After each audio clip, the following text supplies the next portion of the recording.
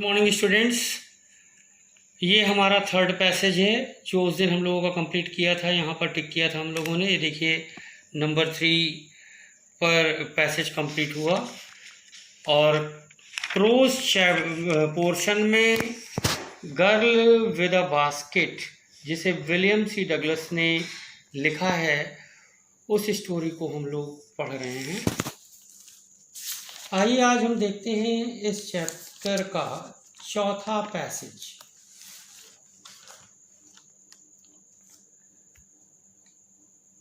Eight one station, एक station पर, my routine of talking with the people, लेखक की बात करने की रूटीन जो था, यानी प्रक्रम जो था, क्रम जो था, लगातार जो लोगों से बात कर रहा था, वो क्रम क्या हुआ? वॉज इंटरप्टेड, वो टूट गया। As soon as I alighted, a group of young children gathered around me.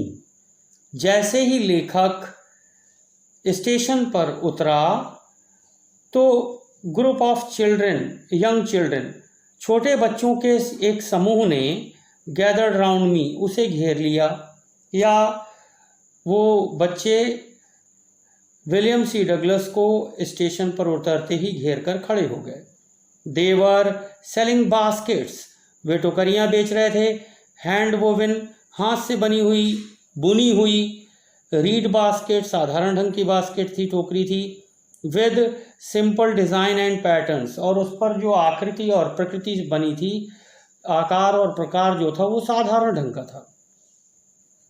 They held the basket high, सभी बच्चे अपनी टोकरियों को ऊपर हाथ में उठाए थे। शाउटिंग, चिल्ला रहे थे। वर्ड्स, मतलब जो भी बात कर रहे थे तो चिल्ला कर बात कर रहे थे। आई डिड नॉट नो, लेखक ये नहीं जानता था कि वो क्या कह रहे हैं। बट कन्वेइंग अनमिस्टेकेबली देयर डिज़ायर्स, लेकिन लेखक उनकी भावनाओं को बिना गलती किए, अनमिस्टेकेबली, बिना गलती किए समझ रहा था, अच्छी तरह से समझ रहा था। फिफ्थ पैसेज आइए देखते हैं। दीज वर रिफ्यूजीज चिल्ड्रेन, ये बच्चे जो ऊपर के पैसेज में जिन बच्चों के बारे में जिक्र है, जो टोकरियाँ बेच रहे थे, वो बच्चे कौन थे? दीज वर रिफ्यूजीज चिल्ड्रेन, वो बच्चे शरणार्थी बच्चे थे। जो शरणार्थी उन्हें कहते हैं बेटा, जो जैसे कि जिसको हमने अपनी शरण में रखा हो। जस्ट लाइक कोई अनाथ आश्रम है अगर, तो अनाथ आश्रम का जो हेड है, उस हेड की शरण में, वृद्धाश्रम है तो वृद्ध लोग हैं, बाल आश्रम है तो बच्चे लोग हैं, इस तरीके से जिन्हें शरण में रखा जाए। When partition between India and Pakistan was decreed, जब भारत और पाकिस्तान के बीच बंटवारा घोषित किया गया।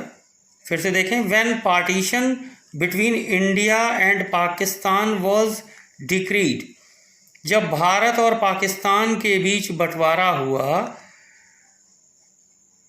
Hundreds of thousands of people pulled up their roots,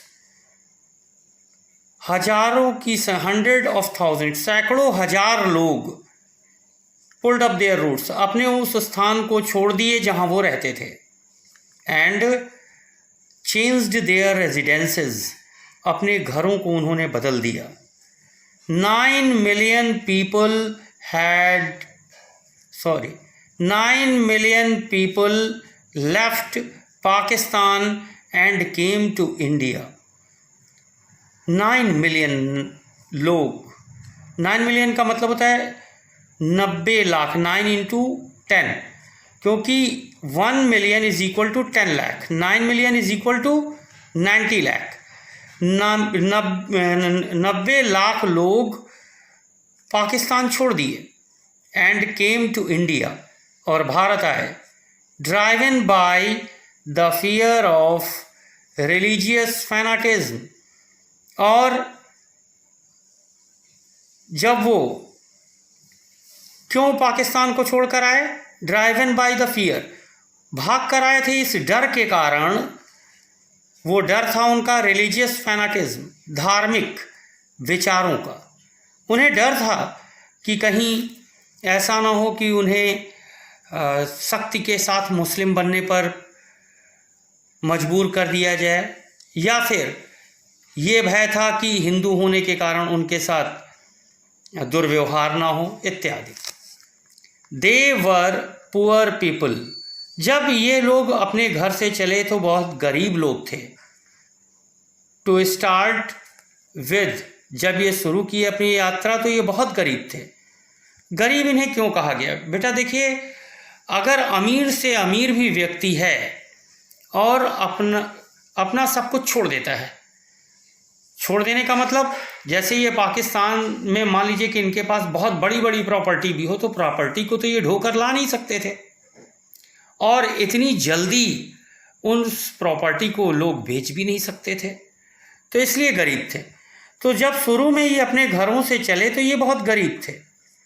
they were poorer as they began their long track, और ये और गरीब हो गए जब इन्होंने अपनी लंबी यात्रा शुरू की। For all they could carry,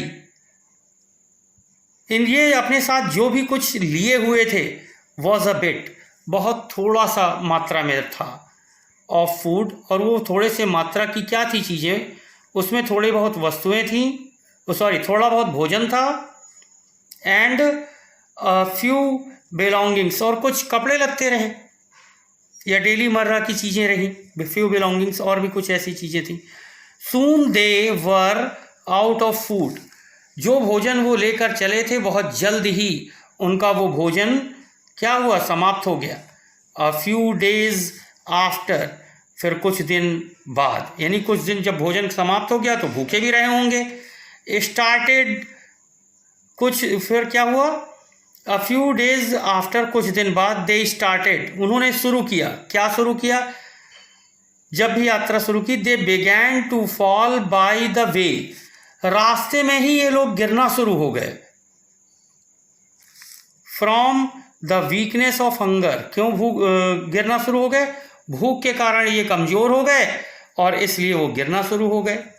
and died where they fall, और वहीं पर गिरकर मर जाते थे ये लोग कमजोरी के कारण, जहां पर ये गिरते वहीं पर गिर के मर जाते। आइए अब हम 6 पैसेज देखते हैं चैप्टर 1 प्रोज में, girl with a basket. The girl selling baskets, the children selling baskets were sons and daughters of these refugees, ये बच्चे जो टोकरियां बेच रहे थे वो बच्चे उन शरणार्थी लोगों के बच्चे थे। रिफ्यूजी मीन्स शरणार्थी, उन शरणार्थी लोगों के बच्चे थे, बेटा या बेटी थे जो पाकिस्तान से आए थे। दे और देयर पेरेंट्स, वो या उनके माता पिता, और रिलेटिव्स या फिर उनके रिश्तेदार, हैड गैदर्ड, इकट्ठा हुए, इन द सिटीज, शहरों में, सेटिंग अप स्टॉल्स, छोटी छोटी दुकानें लगाना उन्होंने शुरू किया। स्टॉल्स मीन्स दुकानें। मैन्युफैक्चरिंग सिंपल आर्टिकल्स, किस चीज़ की दुकान थी?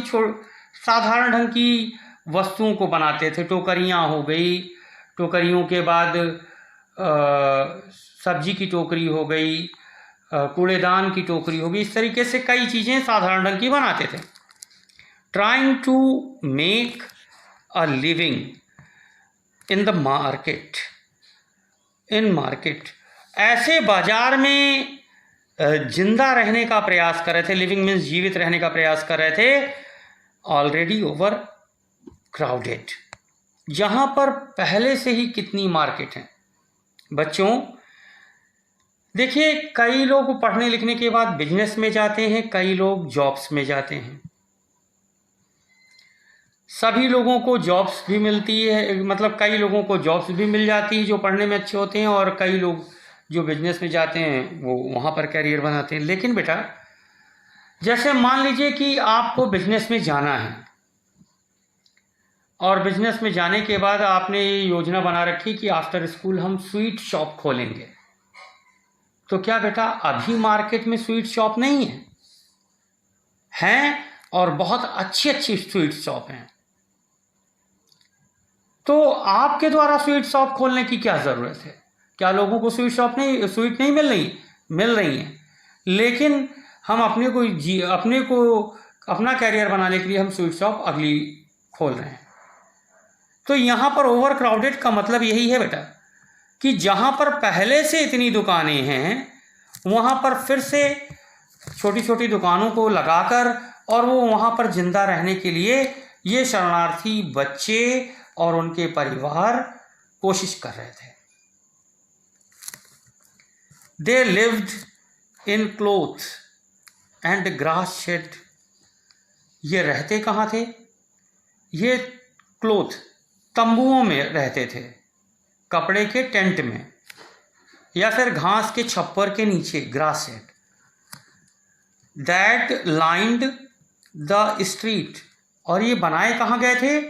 ये सड़कों के किनारे बनाए गए थे। The peasants among these refugees had been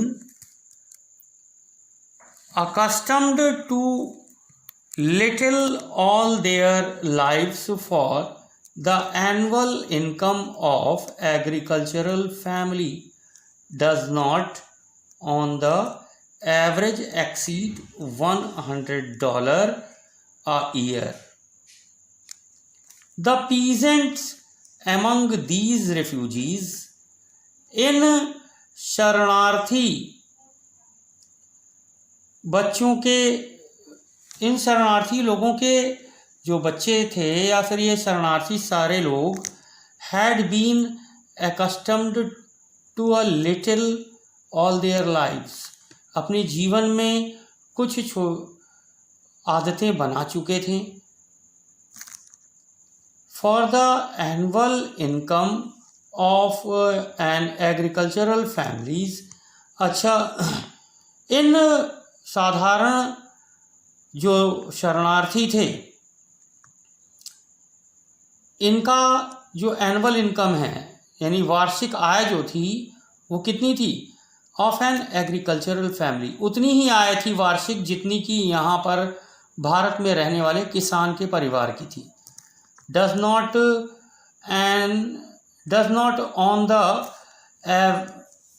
average exceed $100। ये $100 से अधिक नहीं थी। अ ईयर, एक साल में $100। The average unskilled labourer makes 30 cents a day. एक जो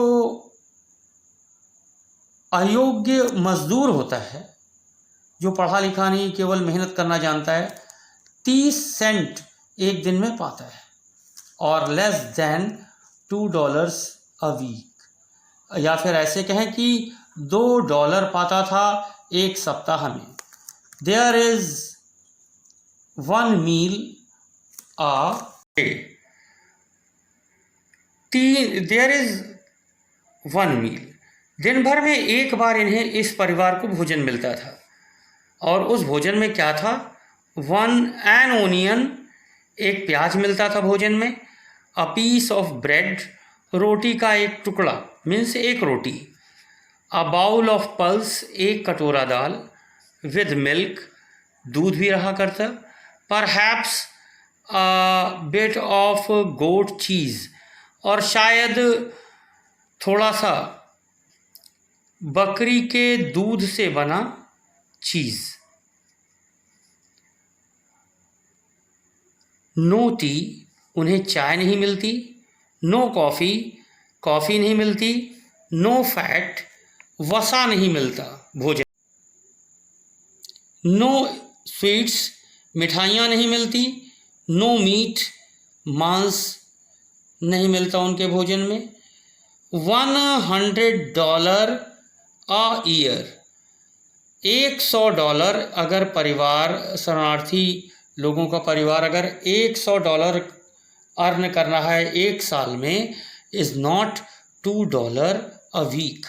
तो ये $2 एक सप्ताह के लिए, ऐसा कहें कि एक सप्ताह में $2 से भी कम इनकम थी। Yet even that small amount is harder to earn, और फिर भी ये छोटी सी रकम कमा पाना बहुत मुश्किल था। बाय सेलिंग बास्केट्स, टोकरियों को बेचकर ये छोटी सी रकम कमा पाना मुश्किल था। टू पीपल, उन लोगों को ये टोकरियाँ बेचते थे। टू पुअर, जो कि बेचारे वो भी गरीब रहते।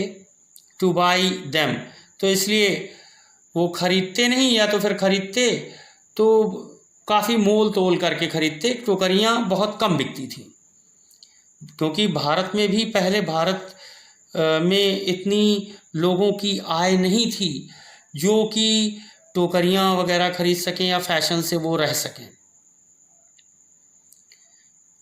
क्योंकि स्वतंत्रता प्राप्ति के बाद स्टार्टिंग का टाइम का हम लोग डिस्कस यहाँ पर कर रहे हैं। That no descendants on me like locusts, और यही कारण था। हाँ बेटा, एक लाइन छूट गई, फिर से देखें। That no doubt is the reason these little children descended on me. That no doubt, इसमें संदेह नहीं था। इज द रीज़न, की यही कारण था। दीज लिटिल चिल्ड्रेन, ये छोटे बच्चे, डिसेंडेड घेर कर खड़े थे, ऑन मी, लेखक को, लाइक लोकस्टस, लोकस्टस के समान। बच्चों, लोकस्टस के समान बच्चे, ये शरणार्थी बच्चे घेर कर इन्हें खड़े थे, लेखक को, क्योंकि वो जानते थे कि ये एक अंग्रेज है, विदेश से आया है। और आप जानते हैं कि डॉलर वर्ल्ड की सबसे शक्तिशाली इकोनॉमी है, सबसे शक्तिशाली धनराशि है। तो वो जानते थे कि ये में हमारे सामानों को खरीद लेंगे, इसलिए बच्चे लोकस्टस की तरह जाकर लेखक को घेर कर खड़े हो गए। आई एन अमेरिकन, लेखक एक अमेरिका में रहने वाला व्यक्ति था, रिच पर्सन था। Was doubtless the most promising market they had seen. बच्चों ने निसंदेह एक ऐसा बाजार पा लिया था जहां पर कि उनकी अधिकांश चीजें बिक जाती, इसलिए बच्चे लेखक को घेर कर खड़े हो गए। आइए देखते हैं 7th passage. I bought 1 टिनी basket, लेखक ने एक छोटी टोकरी खरीदी। फॉर अ फ्यू आना, कुछ आने में। अब ये आना क्या है? आना का मतलब बेटा 1 रुपए में 16 आने होते हैं। अब कैसे, वो हम देखिए आपको सिखाना शुरू करते हैं। 16 आने कैसे होते? देखिए, जिस समय 25 पैसे कॉइन चलते थे तो उसे हम 25 पैसे या 4 आना बोलते थे। तो 1 रुपए में 4 आना 4 मिलते थे, यानी 25 पैसे कॉइन 4 होते थे। तो 25 25 50 हो गया, फिर 25 25 50, है ना। 4 आना हो गया 8 आना, फिर 4 आना हो गया 8 आना, यानी 16 आना। आया समझ में? अच्छा, या फिर ऐसे दूसरी तरीके से लें कि 1 रुपए में 8 आने के यानी 50 पैसे कॉइन 2 होते थे। 50 पैसे कॉइन का नाम था 8 आना। तो 8 आना यानी 50 + 50 100 पैसे होते थे, यानी 1 रुपया, और 8 आना मिलकर 16 आना बन गया। क्लियर? आगे देखिए, another fruit basket for a bit more. थोड़ा पैसा ज़्यादा खर्च करके दूसरा एक फल की टोकरी ले लिया लेखक ने। A beautiful waste paper basket for a rupee. 1 रुपए में कूड़ा रखने वाली टोकरी को लेखक ने खरीदा, जस्ट लाइक डस्टबिन, कूड़ादान। A lovely swing basket for a rupee. एक टोकरी 1 रुपए की खरीदी उसने, जिसमें कि सिलाई का सामान रख सकते हैं। स्विंग बास्केट सिलाई का सामान, टोकरी सिलाई का सामान रखने वाली टोकरी थी। अ फ्यू फैंस कुछ पंखे खरीदे। फॉर एन आनाज 1 आने में, और 2 या 2 आने में अ पीस, मतलब 1 आने में 1 पीस या 2 आने में 1 पीस करके लेखक ने कुछ पंखे खरीदे। माई आर्म वर फिल्ड, लेखक के हाथ भर गए थे। And I had spent not 50 cents, और लेखक ने अभी तक 50 सेंट भी खर्च नहीं किए थे। द चिल्ड्रन पास्ड इन, जिन बच्चों के सामान बिक गए वो बच्चे वहां से चले गए। शॉटिंग देयर वेयर्स, अपने सामानों को के बारे में चिल्लाते हुए दूसरे ग्राहकों के पास। I was a prisoner completely surrounded, लेखक जो है कैदी के रूप में था, बच्चों के द्वारा घिरा हुआ था। अनएबल टू मूव, हिल डुल भी नहीं पा रहा था। द मोस्ट, अच्छा, जब बच्चे ये थोड़ा सा चले गए तो लेखक जो है थोड़ा सा अपने आप को आराम में महसूस किया। फिर कह रहे हैं the most diligent aggressive vendor was a beautiful girl of 9।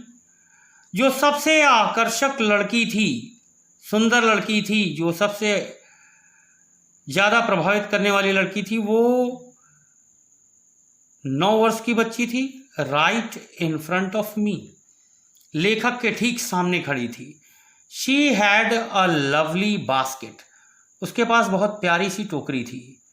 With handle, इस टोकरी में हैंडल भी बना हुआ था पकड़ने के लिए। And she wanted a ₹1.50 for it, और उस टोकरी को के बदले में लेखक से वो 1.5 रुपए चाह रही थी। और अबाउट 30 सेंट्स, या फिर लेखक की मुद्रा में अगर हम कहें तो 30 सेंट के आसपास वो रकम मांग रही थी। She was an earnest pleader, सबसे वो बहुत ज़्यादा खुशामद कर रही थी, सबसे ज़्यादा वो विनती कर रही थी, निवेदन कर रही थी कि उसकी टोकरी लेखक खरीद ले। There were tear in her eyes, उसकी आंखों में आंसू थे। शी प्लीडेड एंड बेग्ड, वो निवेदन कर रही थी और जैसे कि गुजारिश कर रही थी, अपने शब्दों में भीख मांग रही थी कि प्लीज़ खरीद लीजिए इसकी टोकरी को। That would ring any heart, और इस तरीके से वो मांग रही थी जिससे कि अगर कोई भी देखता, लेखक देख रहा था वो पिघल गया, अगर आप देखते आप पिघल जाते, मैं देखता तो मैं पिघल जाता। वो इस तरीके से निवेदन कर रही थी जैसे कि कोई भी देखता तो बहुत दुखी हो जाता उसके व्यवहार को देखकर। आइए 8th पैसेज देखते हैं। माई आर्म वर फुल, लेखक के हाथ पूरी तरीके से भरे हुए थे। I had no room, room मतलब क्या होता है? अगर मैं आपसे पूछूं तो आप जवाब देंगे कि रूम का अर्थ होता है कमरा, लेकिन यहाँ पर रूम का अर्थ दूसरा है। आई हैड नो रूम, लेखक के हाथ में जरा सी भी जगह नहीं थी। यहाँ रूम का मतलब जगह।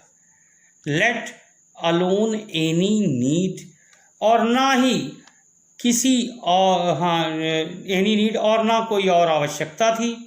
फॉर अनदर बास्केट, किसी दूसरी टोकरी की और आवश्यकता भी नहीं थी। बैलेंसिंग माई बास्केट, अपने हाथ में टोकरियों को संतुलित करते हुए। एंड फैंस, अपने पंखों को संतुलित करते हुए, जिसे कि उसने अभी बच्चों से खरीदा था। ऑन माई लेफ्ट आर्म, ये सारा कुछ अपने बाएं हाथ में रखते हुए उसे संतुलित कर रहा था लेखक। I reached into my right coat pocket, लेखक ने अपने दाहिने जेब, कोट के दाहिने जेब में अपने दाहिने हाथ को ले गया। And got a handful of change, उस जेब से उसने एक मुट्ठी रेजगारी या फिर एक मुट्ठी फुटकर पैसे निकाले। परहैप्स 15 सेंट्स, उसने गिना नहीं था उन पैसों को, लेकिन उसका अंदाजा था लेखक का कि वो 15 सेंट रहे होंगे इन ऑल, कुल मिलाकर। Which I deposited in the basket that the young girl held imploringly before me. लेखक ने क्या किया कि उस जो बच्ची 9 वर्ष की थी, जो टोकरी लेखक से लेने की आग्रह कर रही थी बार बार, जो 1.5 रुपये अपनी टोकरी के लिए मांग रही थी, तो उसकी टोकरी में लेखक ने क्या किया कि उसके सामने वो हाथ बढ़ाकर रखी हुई थी टोकरी की, ले लीजिए सर प्लीज़ ले लीजिए। तो लेखक ने क्या किया कि अपने दाहिने कोट के जेब में अपने दाहिने हाथ को डाला, एक मुट्ठी चेंज पैसे निकाले और उस पैसे को बच्ची की टोकरी में डाल दिया, दे दिया। आई ट्राई टू एक्सप्लेन, लेखक ने ये बताना चाहा कि वो पैसे क्यों दे रहा है। That I could not by the basket, उसने ये कहा कि वो टोकरी खरीदेगा नहीं, क्योंकि उसके पास अब जगह नहीं है, उसके हाथ भर गए हैं और उसे ज़रूरत भी नहीं है। But extended the gratuity as a substitute, और उसने ये भी बताना चाहा लड़की से कि ये पैसे उस बच्ची को इनाम स्वरूप प्रदान कर रहा है। आई रियलाइज्ड, लेकिन लेखक तुरंत अनुभव कर लिया, क्या एट वंस, तुरंत ही अनुभव कर लिया, what offence I had given, कि उससे कौन सा अपराध हो गया, भूल से उसने क्या गलती कर दी। दिस चाइल्ड ऑफ 9, ये 9 साल की लड़की, ड्रेस्ड इन रैग्स, फटे हाल थी, अर्थात कपड़े इसके पुराने थे, फटे थे। And on the edge of starvation, भूखमरी की कगार पे थी। स्टारवेशन मीन्स भूखमरी, भूखों मर रही थी। रेज्ड हर चिन, उसने क्या किया, अपनी ठुड्डी को ऊपर किया। ठुड्डी बेटा मुंह के नीचे का हिस्सा, माउथ के नीचे का हिस्सा, जिसे चिन इंग्लिश में आप बोलते हैं, ठुड्डी। ठुड्डी को ऊपर उठाया। रीच्ड इनटू द बास्केट, टोकरी में अपने हाथ डाला। And with all the pride, और पूरे गर्व के साथ, एंड ग्रेसियसनेस, पूरे शान के साथ, ऑफ अ लेडी, जो एक महिला का शान होता है, जो एक महिला का गर्व होता है, उसके साथ इसने क्या किया, handed the money back to me, उस पैसे को इस लड़की ने लेखक को वापस कर दिया। There was only one thing, अब केवल एकमात्र एक रास्ता रह जाता था लेखक के पास आई कुड डू, जो लेखक कर सकता था, और वो रास्ता था क्या? आगे देखिए, आई बॉट द बास्केट, लेखक ने मजबूर होकर टोकरी को खरीद लिया। शी वाइप्ड हर आइज, लड़की ने आंखों को जो है पोछा, अपने आंसुओं को लड़की ने पोछा। स्माइल्ड, मुस्कुराई। And dashed down the platform, और प्लेटफॉर्म से नीचे चली गई। हेडेड फॉर सम ग्रास हट, उन झोपड़ों में चली गई जो किनारे सड़क के बने हुए थे, किसी एक झोपड़े में।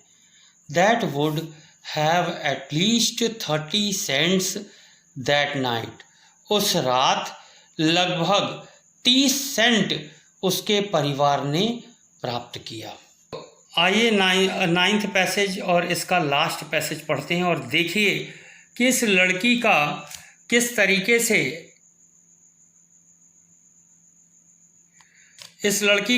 तरीके से जो है लेखक ने चर्चा किया हमारे पहले प्राइम मिनिस्टर पंडित जवाहरलाल नेहरू के सामने। इस बच्ची ने भारत की छवि उस लेखक विलियम सी डगलस के सामने कैसी अपनी छवि बनाई, ये सारी चीज़ें हम इस पैसेज में देखेंगे। I told the story to prime minister Pandit Jawaharlal Nehru. Pandit Jawaharlal Nehru जो हमारे देश के प्रथम प्रधानमंत्री रहे, उनके सामने लेखक ने ये कहानी सुनाई रखी। आई टोल्ड हिम, लेखक ने पंडित जवाहरलाल नेहरू से कहा, इट वॉज वन रीज़न, यही एक कारण है, I had fallen in love with India, कि लेखक भारत देश से इतना प्रेम करता है। क्यों? क्योंकि हर एक व्यक्ति, यहाँ पर रहने वाले हर एक व्यक्ति के अंदर विशेष गुण है, अपना एक अलग अंदाज है, अपना एक रहने का अलग तरीका है, एक अलग सम्मान, मान सम्मान है। द पीपल आई सा इन इंडिया, लेखक कहता है कि वो लोग जिसे उसने भारत में देखा, या वो लोग जिनसे भारत में लेखक मिला, दोज इन द विलेजेस, फिर वो चाहे गांव में रहने वाले लोग हों, as well as those in high offices, या फिर बड़े बड़े दफ्तरों में काम करने वाले लोग हों, हैव बोथ, दोनों रखते हैं क्या?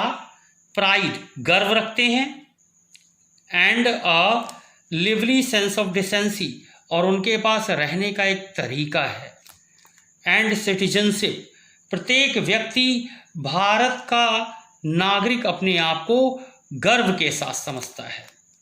They also have a passion for independence, यहाँ पर रहने वाले सभी लोगों के मन में स्वतंत्र रहने की भावना है और स्वतंत्रता से प्रेम है।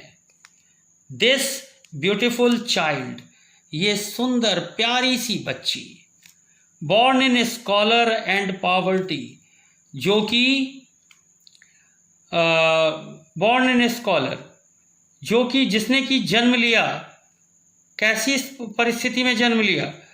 उसने जन्म लिया गंदगी में, और बॉर्न इन स्कॉलर, गंदगी में जन्म लिया, एंड पॉवर्टी, गरीबी में जन्म लिया, अनएजुकेटेड, अशिक्षित थी, इसके पास ज्ञान नहीं था, पढ़ी लिखी नहीं थी, इन बोथ, दोनों चीज़ों में अशिक्षित थी। किसमें? ग्रामर, ग्रामर यानी जो हम लोग पढ़ाई लिखाई कर रहे हैं, क्लास नर्सरी, फिर LKG, UKG, फर्स्ट से 12th, तो इसी तरीके से तो हम लोग क्या करते हैं, हम लोग सिस्टमैटिक पढ़ रहे हैं। यहाँ पर ग्रामर का मतलब ये नहीं है कि इंग्लिश सब्जेक्ट में जो प्रोज और पोएम, शॉर्ट स्टोरी और ग्रामर, इस तरीके से नहीं, यहाँ पर ग्रामर है जो सिस्टमैटिक ढंग से पढ़ाई होती है, उससे लिया गया है। तो ना तो वो व्यवस्थित ढंग से पढ़ी थी, एंड मैनर्स, ना ही उसे व्यवहार करना सिखाया गया था कि किसके साथ कैसा व्यवहार किया जाता है। लेकिन फिर भी had given me a glimpse of the warm soul of India. लेकिन फिर भी ये बच्ची जो कि अशिक्षित थी, सिस्टमैटिक व्यवस्थित ढंग से पढ़ी नहीं थी और व्यवहार करने का तरीका उसे नहीं पता था, लेकिन फिर भी लेखक को अपने अंदर, यानी जो वो लड़की थी अपने अंदर, उसने लेखक को संपूर्ण भारत की झलक दिखा गई। वार्म सोल ऑफ इंडिया, एक ऐसे आत्मा का दर्शन करा दिया जिसे लेखक देखकर धन्य धन्य हो गया। बच्चों, ये तो एक छोटी सी बच्ची की कहानी है जिसे का कि नाम भी यहाँ पर जिक्र में नहीं आया, सिर्फ और सिर्फ उसकी उम्र आई। लेकिन ऐसे भी लोग हैं भारत में रहे जो कि अथक परिश्रम से अपने गुणों के द्वारा, अपने द्वारा किए गए कार्यों के द्वारा बहुत प्रचलित हुए, बहुत ही ज़्यादा मान सम्मान प्राप्त किए। और उन्हीं में थे एक हमारे भारत के पूर्व प्रधानमंत्री माननीय लाल बहादुर शास्त्री जी। हम और आप क्या पढ़ाई करेंगे, कुछ नहीं पढ़ सकते, लेकिन कहा जाता है कि लाल बहादुर शास्त्री जी ने अपना अध्ययन रोड लैंप, यानी सड़क के ऊपर जो लैंप्स लगे रहते हैं उसके प्रकाश में बैठकर उन्होंने अपने अध्ययन को पूरा किया। आज तो हमारे पास लाइट नहीं है तो इन्वर्टर है, जनरेटर है, तरह तरह की सुविधाएं हैं, और फिर भी हम नहीं पढ़ते। लेकिन सोचिए कि ऐसी ऐसी मिसालें हैं हमारे पास। आपने 11th क्लास में एक स्टोरी पढ़ी थी, माई स्ट्रगल फॉर एन एजुकेशन, जिसको कि ब्रूकर टी वॉशिंगटन ने लिखा था। वो राइटर, सोचिए, Hampton normal and agricultural institute में पहुंचकर कितनी मेहनत के बाद वो पहुंचा और कितना उसने प्रयास किया। अगर उसका 10% भी बच्चे हम लोग अपने जीवन में उतार लें तो शायद हमारा जो उद्देश्य है, जो हमारा टारगेट है, जो हमारा लक्ष्य है, वो हम बहुत ही आसानी से प्राप्त कर सकते हैं। थैंक यू बच्चों। ये उम्मीद होगी कि आपको ये चैप्टर समझ में अच्छी तरीके से आ गया होगा। A girl with a basket, जिसके राइटर विलियम सी डगलस हैं। बच्चों, इस स्टोरी को, इस वीडियो को देखने के बाद आप स्टोरी को अच्छी तरीके से समझ लिए होंगे। अब आपको जो है इससे क्वेश्चन आंसर्स और पैसेज एक्सप्लेनेशन में दिक्कत नहीं होगी। बेटा, कोशिश ये करिएगा कि आप वीडियो को लाइक करें, शेयर करें और सब्सक्राइब करें, जिससे कि आपके मित्रों को भी ये मिल सके, जिससे आप स्वयं आगे बढ़ने के साथ साथ अपने मित्रों को भी आगे बढ़ा सकें। और इस तरीके से खुद भी पढ़िए और दूसरों को भी पढ़ने के लिए प्रेरित करें। Thank you.